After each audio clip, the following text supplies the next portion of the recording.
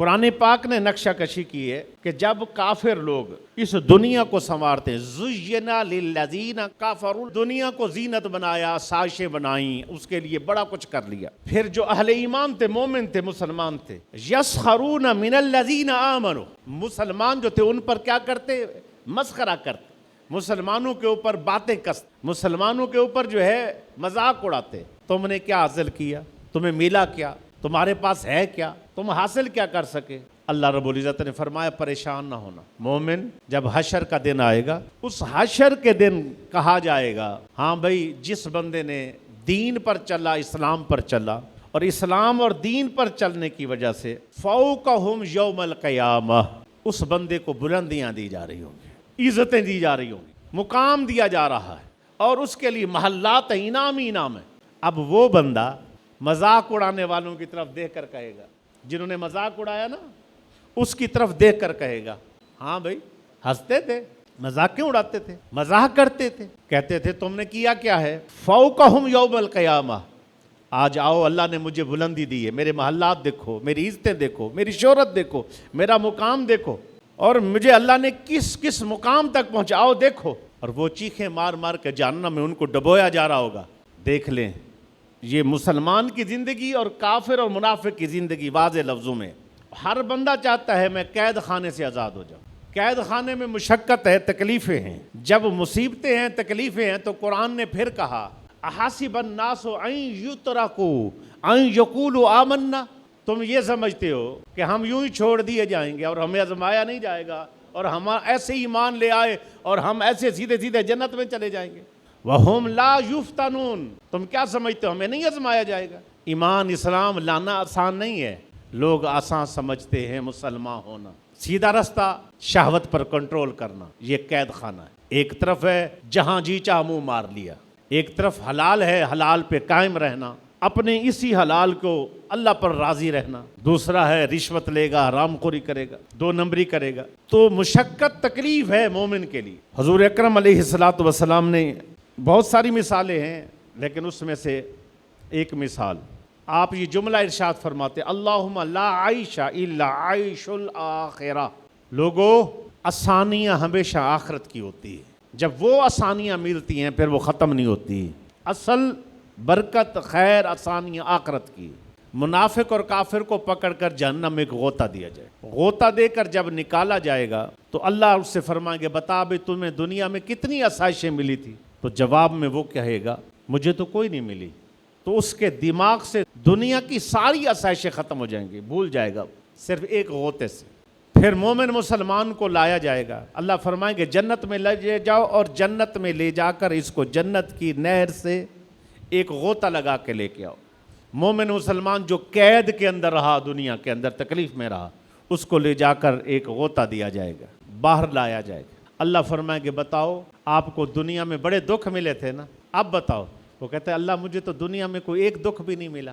وہ خوشی دیکھ کر، آسانیاں دیکھ کر، جنت میں جب غوطہ ملے گا تو سارے دکھ ہی بھول جائے گا. تو اسی لیے سرکار نے فرمایا اللہم لا عیش الا عیش الاخرہ، ہمیشہ آسانیاں آخرت کی ہیں. قرآن پاک نے اس کو پانی کے ساتھ بھی تشبیہ دی ہے کہ دنیا کی زندگی پانی کی طرح ہے، کمائن، پانی کی طرح ہے جو آسمانوں سے زمین پر نازل ہوتا ہے. پانی کے قطروں کے ساتھ اس کو تشبیہ دی. اب اس کے اوپر بھی اہل علم نے سمجھانے کے لیے کہا پانی کے ساتھ دنیا کو تشبیہ کیوں دی ہے؟ کہ پانی کے ساتھ اس لیے دی ہے جب پانی زمین پر اترتا ہے تو وہ رہتا نہیں ہے، ختم ہو جاتا ہے. پانی زمین پر آتا ہے، زمین جذب کر لیتی ہے. دنیا کی زندگی بھی جس کے پاس ہے ہمیشہ کے لیے نہیں ہے، جذب ہونے والی، ختم ہونے والی. پھر پانی ایک جگہ رکتا نہیں ہے، بہہ جاتا ہے. جہاں بھی پانی کو جگہ ملتی ہے پانی نکل جاتا ہے وہاں. تو کہا دنیا کی زندگی پانی کے ساتھ تشبیہ دینے سے مراد یہ بھی ہے کہ یہ دنیا جس کے پاس آتی ہے رکتی نہیں ہے، آ جائے کل کسی کے پاس، پھر کسی کے پاس، پھر کسی کے پاس. یہ جو گورنر ہاؤس دیکھ لیں، کبھی کوئی ہے، کبھی کوئی ہے، کبھی کوئی ہے. بڑے بڑے محلات دیکھ رہے ہیں، کبھی کوئی ہے، پیچھے چلے جائیں، مصر کے اندر چلے جاؤں، کبھی کبھی بڑے بڑے فرعون رہتے تھے، کوئی نہیں ہے، غیر آباد ہو گئے. مثال دیکھیں، سرکار نے دنیا کی زندگی کو قید خانہ کہا، اللہ نے دنیا کی زندگی کو پانی کہا. تیسری بات، اب بندہ مومن، اب ہم پنکھوں میں بیٹھے، کوئی بندہ یہ سوال کرے کہ بھئی آپ کہہ رہے ہیں دنیا قید خانہ ہے اور اس کے بعد شاہ صاحب آپ کے لیے بھی تو آسانیاں ہیں، کوئی فیکٹری کا مالک بیٹھا ہوگا وہ کہ جی ہمارے لیے بھی آسان ہے، کیا ہم پھر مومن نہیں؟ یہی سوال حضرت حسن سے ہوا علیہ السلام ورضی اللہ تعالیٰ عنہ۔ حضرت حسن گھوڑے پر سوار ہو کے جا رہے ہیں اور جاتے ہوئے آگے ایک کافر نے سامنے کھڑے ہو کر یہودی نے سوال کر دیا، جس کے کپڑے پھٹے ہوئے ہیں، نحیف کمزور مرنے کے قریب ہے، اس نے سوال کیا۔ مسلمانوں کے نبی ارشاد فرماتے ہیں الدنیا سجن المومن و جنت الکافر، دنیا مومن کے لیے قید خانہ ہے، کافر کے لیے جنت ہے۔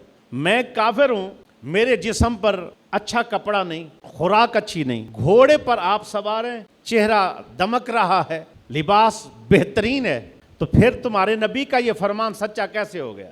اگر سچا ہے تو پھر اگر آپ پھر مومن ہیں تو پھر یہ تکلیف ہونی چاہیے تھی۔ قید میں نظر آتا ہوں، دنیا آپ کے لیے آسان ہے، تو آپ مسکرا دیے۔ مسکرانے کے بعد ارشاد فرمایا، آگے بھی تو حضرت امام حسن تھے نا، آپ نے فرمایا میری آپ کو نعمتیں نظر آ رہی ہیں جس پر میں جو ہے آسانیاں کہاں، تو تکلیف میں کہاں؟ کہا جب حشر کا دن ہوگا مجھے اللہ جنت لے جائے گا، تو جب جنت کی نعمتیں دیکھوں گا تو میں دنیا کو قید ہی سمجھوں گا کہ میں لیٹ آیا ہوں، اور اس کے بعد جب تجھے جہنم لے جایا جائے گا تو جہنم کی سختیاں جب تو دیکھے گا تو تجھے دنیا جنت لگے گی کہ میں بچا ہوا تھا۔